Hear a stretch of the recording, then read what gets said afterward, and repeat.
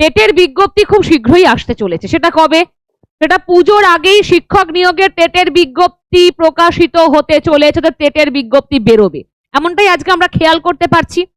ফলে এতদিন ধরে যারা তোমরা আপার প্রাইমারি টেট, প্রাইমারি টেটের প্রস্তুতি নিচ্ছিলে, তাদের জন্য অত্যন্ত সুখবর।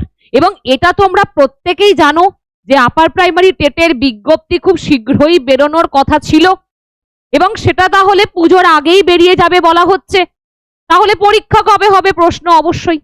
দেখো আমরা জুলাই মাসে দাঁড়িয়ে আছি, আগস্ট সেপ্টেম্বর, সেপ্টেম্বর এলেই তো পুজো। তাহলে যদি সেপ্টেম্বর অক্টোবর করে আমাদের নোটিফিকেশন দিয়ে দেয়, ধরে নিচ্ছি সেপ্টেম্বরে, কারণ অক্টোবরে ম্যাক্সিমাম কাজই বন্ধ থাকে, সেপ্টেম্বরে যদি চলে আসে তাহলে আমাদের নভেম্বরে পরীক্ষা হয়ে যাবে আপার প্রাইমারি টেটের।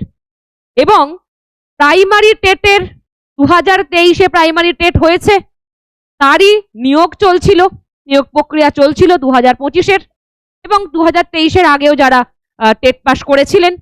ফলে এখন সমস্ত কিছুই সমস্ত কারণবশত কিছুটা বন্ধ হয়েছে, আবার সেগুলো সব শুরু হয়ে যাচ্ছে। পাশাপাশি থার্ড এসএলএসটিও কিন্তু চলে আসবে, আমার কথা নয়, স্বয়ং মন্ত্রী কথা বলেছেন, স্কুল শিক্ষামন্ত্রী। ফলে প্রত্যেকটা পরীক্ষাই সত্যই আসছে, তবে আরো একটু গতি বা লয় দ্রুত হলে ভালো হতো।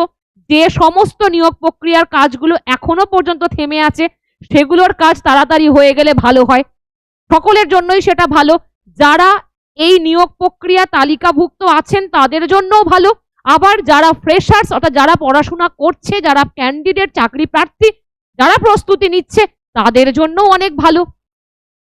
ফলে এখন কি কাজ করতে হবে? এখন পুরোপুরি আদা জল খেয়ে নামতে হবে তোমাকে, কারণ আগের মতো সহজ খুব একটা পরীক্ষা হবে না। অবশ্য আগের প্রাইমারি টেটও খুব যে সহজ হয়েছে বা স্পেশাল এডুকেটরের পরীক্ষা যে সহজ হয়েছিল তা নয়, সেটা নিশ্চয়ই প্রত্যেকে জানো, তাই পাশের হার কিন্তু খুব একটা বেশি নয়। ফলে সেইটা মাথায় রেখে আমাদের পড়তে হবে, প্রশ্ন কঠিন থেকে কঠিনতরতম হবে, তাই কম্পিটিশন সেই রকম ভাবে বাড়বে। প্রস্তুতি নিচ্ছ খুব ভালো, কিন্তু আরো গতিটা দ্রুত করো, বেশি করে পড়ো। এবং পাশাপাশি এটা জানো তোমরা টেটের কি ক্রাইটেরিয়া, আমি একদম সহজে দু চার কথায় বলে দিই। দেখো, টেটে বসার কোনো বয়স সীমা থাকে না, কিন্তু নিয়োগ প্রক্রিয়ায় অংশগ্রহণের জন্য বয়স সীমা থাকে, যে সেটা যেরকম ভাবে অন্যান্য সমস্ত চাকরির ক্ষেত্রে বয়স সীমা থাকে তেমন।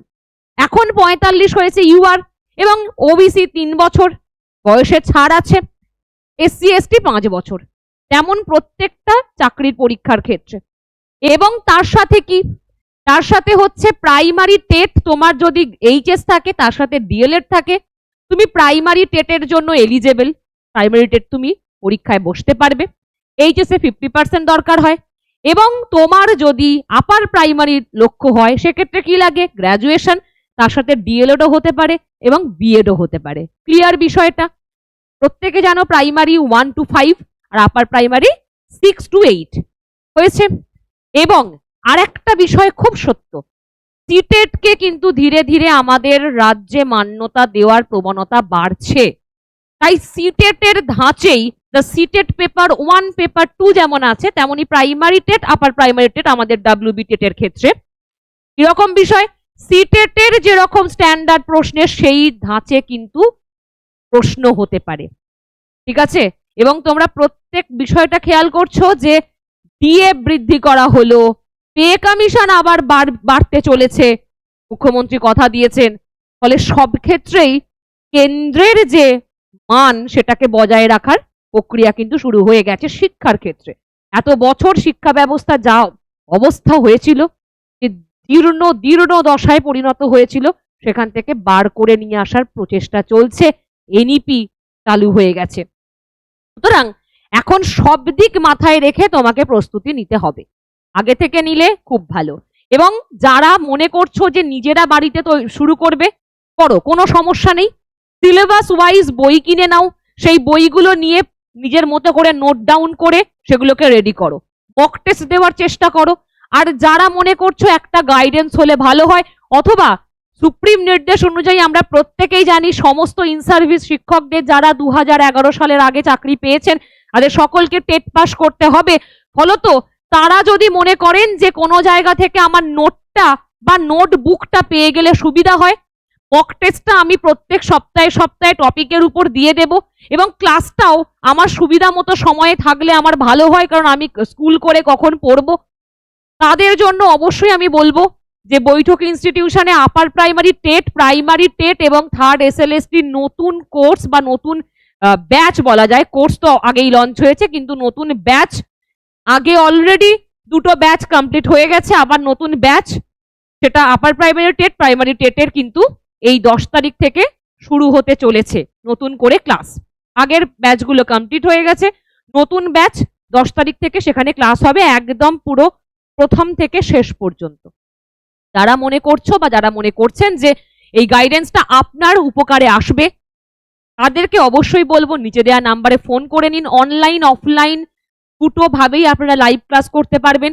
রেকর্ডেড ক্লাস আপনাদের জন্য থাকবে, study materials, notebook, mock test সমস্ত কিছু প্রোভাইড করবে ইনস্টিটিউশন। আপনি বা তুমি শুধু পড়াশোনাটা করবে, এবং একদম সর্বোচ্চ স্তরে যখন এটা তোমার মাথায় আসবে যে শুধু 90 নয়, আমাকে ওয়েটেজটা বাড়াতে হবে, ফলে শুধু 90 পেলে পাস নয়, খেয়াল রাখতে হবে আমাকে 110 120 পেতে হবে। তো তাই বলবো এখন থেকে শুরু করে দাও। যারা বুদ্ধিমান তারা শুরু করে দিয়েছে অলরেডি, আগের দুটো ব্যাচ কিন্তু তারাই পূরণ করে ফেলেছে। তোমরা যদি এখনো ভেবে থাকো তাহলে কিন্তু সময় নষ্ট করছো। ভালো থাকবে, দেখা হবে আবার অন্য কোনো ভিডিওতে।